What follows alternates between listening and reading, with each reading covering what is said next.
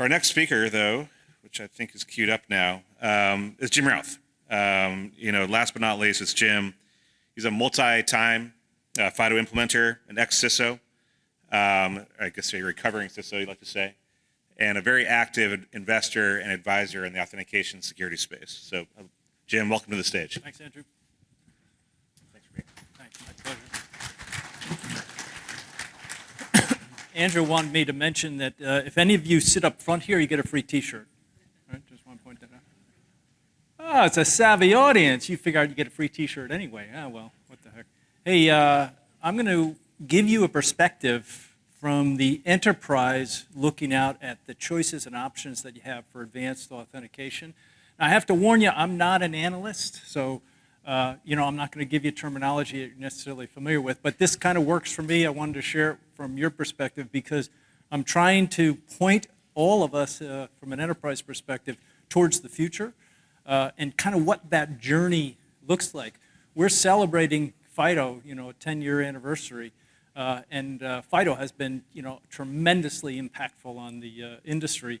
But there were times in that 10-year journey where we weren't exactly certain as to what the outcome would be, and a lot of things changed over the time. We're very fortunate where we are today, but I'm going to look forward to 10 years and see kind of what that means for enterprises. So Andrew introduced me. Thank you, kind introduction. I'm going to skip through this as soon as the build goes, and I'm going to introduce the advanced authentication framework. This is just my way of thinking about the choices and options that an enterprise has in evolving advanced authentication. I'm going to start with MFA. I have to qualify this. This is conventional MFA. This is what, for a decade or more, federal agencies, regulators, industry pundits said, we have to implement MFA. I'm going to call this conventional MFA. Roger might call it non-resilient MFA. But user ID password and some form of one-time password on top of that. And I don't want this to be mistaken for the destination. This is the point of demarcation. This is what we're leaving. From a cybersecurity perspective as professionals, this is totally insufficient and inadequate. So don't aim for this. This is something you want to move beyond. And resilient MFA, the way Roger described it, encompasses a lot of choices and options. What I'm trying to do is identify those choices and options in kind of categories that might be helpful to you. At least it has been for me. The first category is password camouflage, and that's where you actually separate the friction of using a password from the end consumer or the user, and so they don't have to deal with that, but you're still using an underlying password. We'll talk a little bit more about that. Next category is passwordless. Obviously, FIDO is a big component of this as a standard, and essentially FIDO was liberating for digital consumers, because digital consumers could now choose a device, choose a biometric or biometrics to use for authentication on that device, and then use the same thing for the digital asset. So it's a game changer, and passwordless is a significant game changer, and you have lots of choices and options for that today. Continuous behavioral is the next category, kind of an evolution from passwordless, and it could be implemented on top of passwordless. And then protecting attributes, doing so through mathematics, is something that's just starting to evolve, and there's some breakthrough capabilities that maybe a few companies have at their disposal today. We'll see more and more of this, but that leads us towards interoperability capability to where, now this is a bit of nirvana, but just think about this. We all have a single digital ID used across all digital assets. Might be somewhere in the future, but I'm not sure how far, but hopefully not too far. So let's talk a bit about passwords to just ground set here. Passwords have actually served the enterprise really well for a long time. And so it's been very effective as an authentication capability. What happened is not necessarily related to the password. It's related to us using passwords, we have too many digital products that we have to remember passwords for. So we can't. So what do? We use the same password across different digital assets. And that's the fundamental problem. And to give you a sense of scale of the problem, you can do a little test. We're at a point now where end users and consumers don't like the friction of passwords. Criminals like passwords. So that's a dangerous place for us necessarily to be, but that's essentially where we are. And if you want to do this test, you can do it yourself. Just get on your laptop.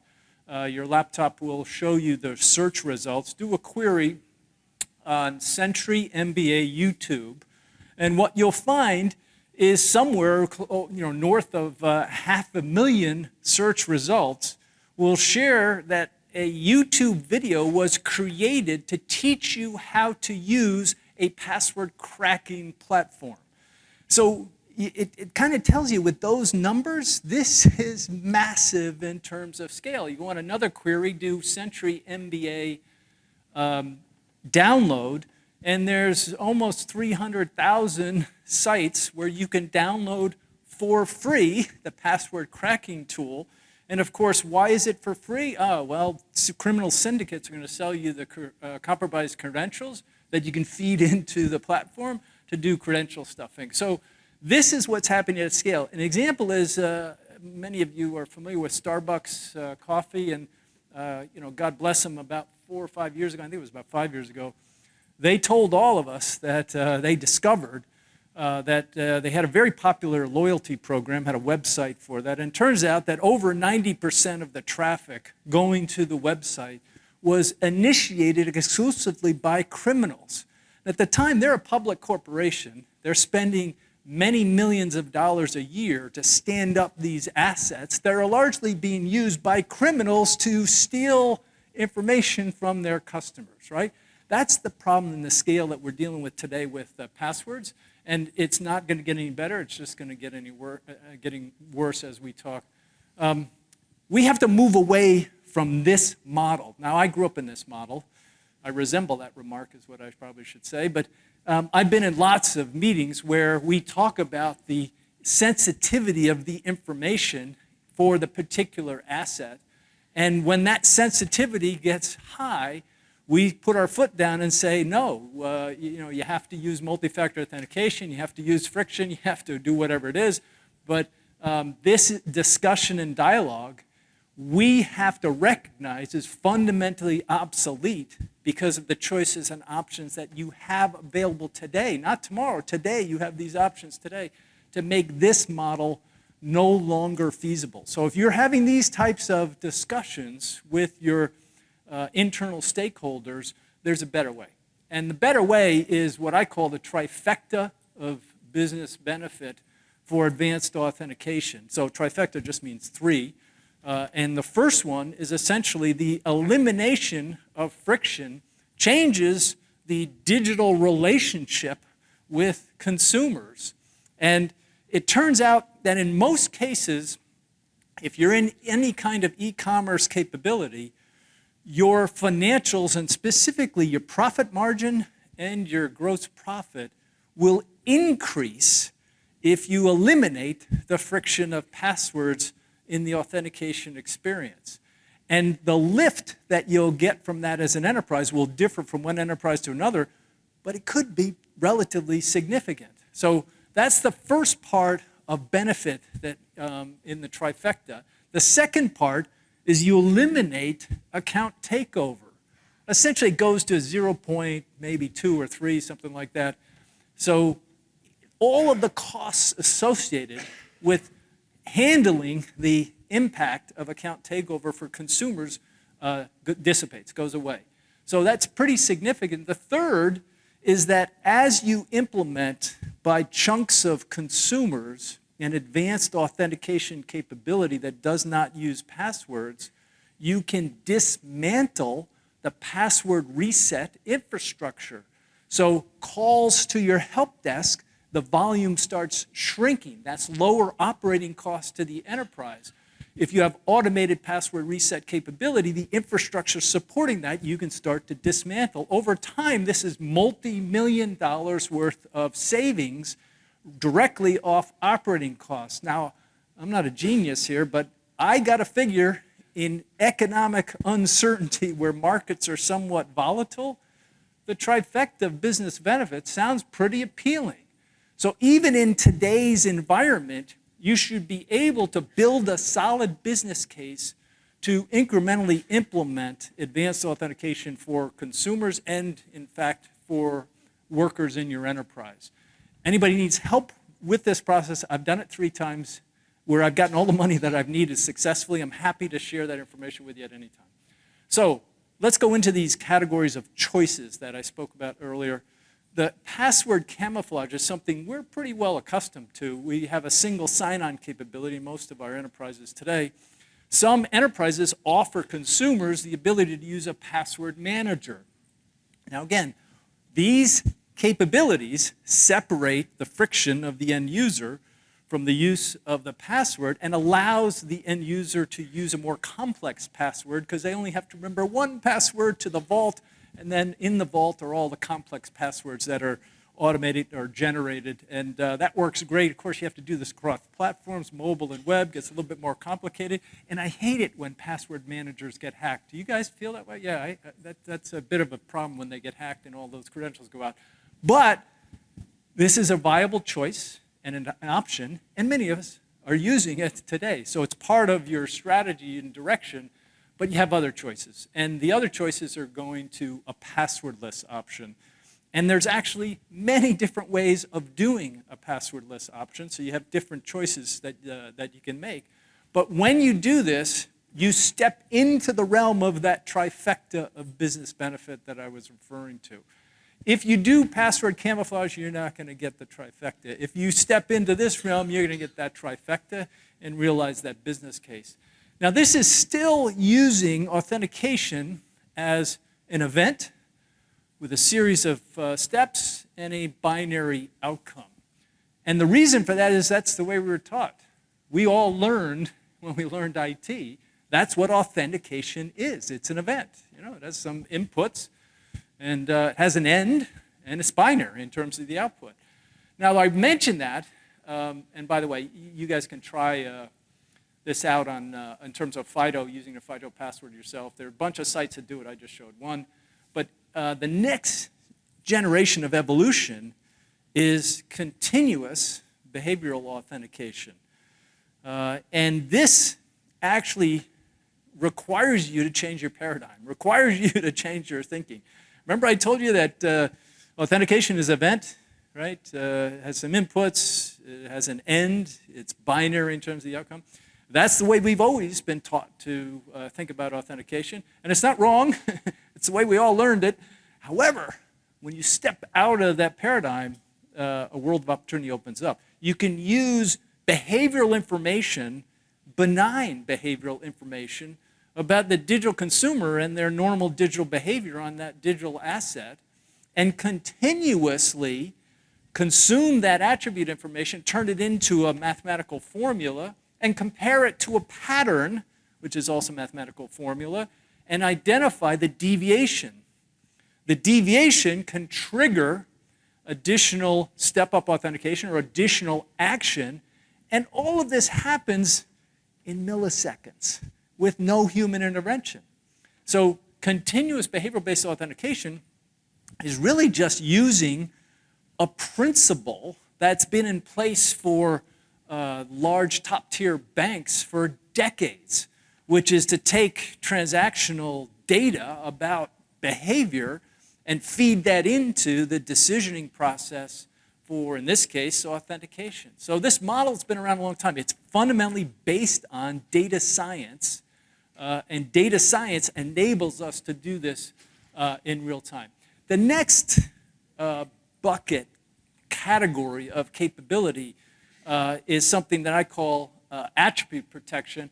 And there's tremendous friction between consumers and the enterprise on the capture of information about the consumer, whether it's consumer behavior or their device and how it's configured or whatever, and how that enterprise is actually handling or protecting that information. Of course, if we use government supplied digital authentication capabilities or IDs, we have the same kind of friction in terms of what are you doing with that information. So this is a true story implemented many years ago. I remember maybe 4 years ago at Aetna.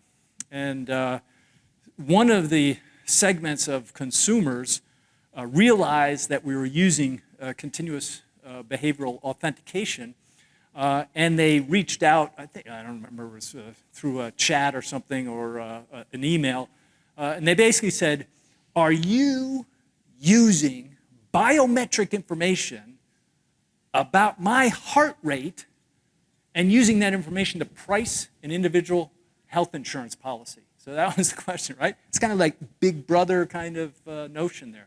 Now, of course, we have no, plans to ever use that information other than for authentication purposes, and we wanted to protect it during that and use benign attributes. However, this was the perception, and so there's always been this problem. Now, if we can solve this problem where an enterprise issues a digital ID and there is no storage or management of the attribute information because it's protected, all of a sudden we enter into a realm where you can have one digital ID that's issued used across all digital assets. You can't do that without some sort of standards and interoperability capability to do that. And it turns out that there's some standards in the works today for that future as an outcome. So there's one called ADI, and there's another called GAIN. GAIN's a framework, ADI is a standard. This is nascent, but it's in place today. And this is kind of the future 10 years down the road. This could be FIDO 3, right? Or 7 or 8, or some number in the future. But essentially, that's kind of the last frontier. We can get to that point where we have a single digital identity used across all digital assets. So this is the advanced authentication framework that helps us understand kind of our roadmap of choices at the enterprise level. The one choice I'm going to suggest, this is just Jim's opinion, that you don't have is not to do anything. That's it. You're cybersecurity professionals. You cannot tolerate that. It's your job to encourage your enterprises to make substantial investments, and the business case for doing so is rock solid, even in economic times that we're in today. This is your direction. You want to head right on this page. You choose how you want to get there. The market is telling us that you will never do this in one fell swoop, that you'll do it in small increments on the consumer side, and you'll do it in increments on the employee side relative to your legacy applications and the integration challenge that you have with that. And that's what the market is telling us today. And this notion of a one-size-fits-all platform for work and consumer, there's no evidence of that, other than a lot of vendors that would like you to believe that, but no one's doing that in terms of the enterprise.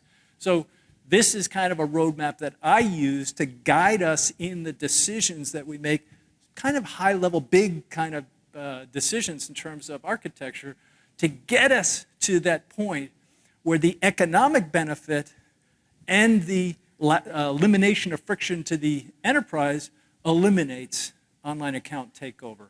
It's in our grasp. We have choices and options to do that today. There are lots of people in this room that can help you with that. I encourage you to get on that journey.